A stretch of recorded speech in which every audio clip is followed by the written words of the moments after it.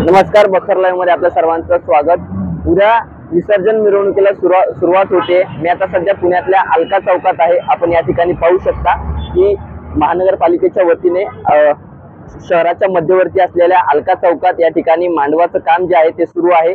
ज्या ठिकाणावरून सर्व पोलीस अधिकारी असतील किंवा माध्यम असतील हे सर्व या विसर्जन मिरवणुकीला कव्हर देखील करणार किंवा कुठलाही अनुचित प्रकार घडू नये यासाठी पोलीस देखील या ठिकाणी नियंत्रण जे आहे ते ठेवणार आहेत। आणि आपण बघू शकतो चौकाच्या बरोबर चारी बाजूने भोंगे जे आहेत ते लावण्यात आलेले आहेत।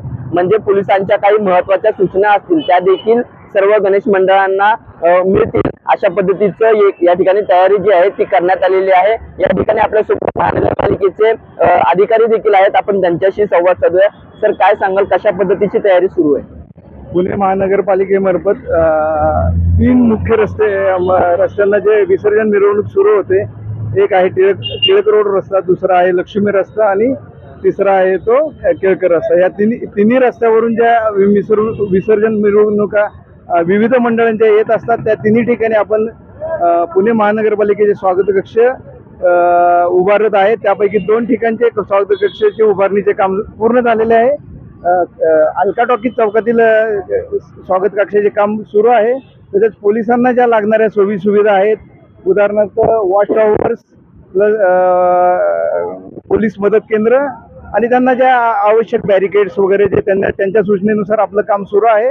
आणि तसेच मंडळांतर्फे उभारण्यात आलेले जाहिरातीचे बोर्ड्स, कमानी इत्यादी कामेही आपण लवकरात लवकर काढण्यासाठी त्यांना सूचना केल्या आणि त्यानुसार त्यांचेही 99% काम पूर्ण होत आले। आपल्याला पुणे शहरातील आदर्श गणेश उत्सव मंडळांनी पण सहकार्य पुणे महानगरपालिकेला केलेलं आहे। तसंच नागरिकांचंही सहकार्य आहे। तसंच आमचे पुणे महानगरपालिकेमार्फत जी आरोग्य सुविधा आहे ती मुख्य 5 गणेश मंडळांसाठी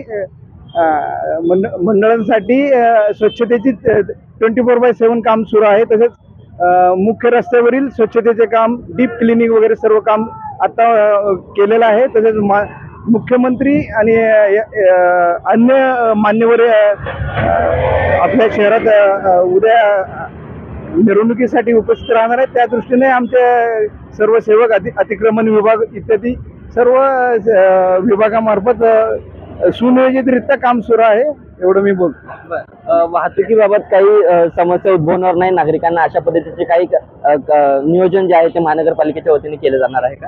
हो, वाहतुकीबाबत पुणे महानगरपालिका व पोलीस विभाग यांच्या मार्फत एक सिंक्रोनाइज पद्धतीने काम सुरू आहे। त्याप्रमाणे आपल्याला एक विविध वर्तमानपत्रात पण आपण रूट प्लॅन सर्व नागरिकांना माहितीसाठी आपण दिलेला आहे। आणि त्या पद्धतीने जर नागरिकांनी कामकाज केला आणि त्याचा अवलंब केला तर त्यांच्या नागरिकांचीही सोय होईल आणि कोणालाही त्रास होणार नाही आणि आपला हा गणेशोत्सव विसर्जन सोहळा आनंदाने आणि उत्साहाने साजरा होईल याची आम्ही ग्वाही देतो। नक्कीच, धन्यवाद।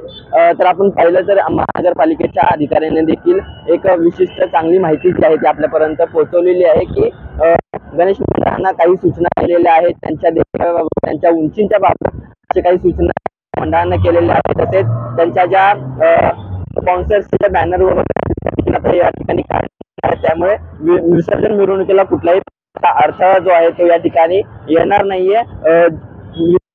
जे ते 3 मार्ग असणार आहेत ते देखील महानगर प्रशासन असेल त्यांना व्यवस्थित सर्वांची पाहणी देखील करण्यात आलेली आहे।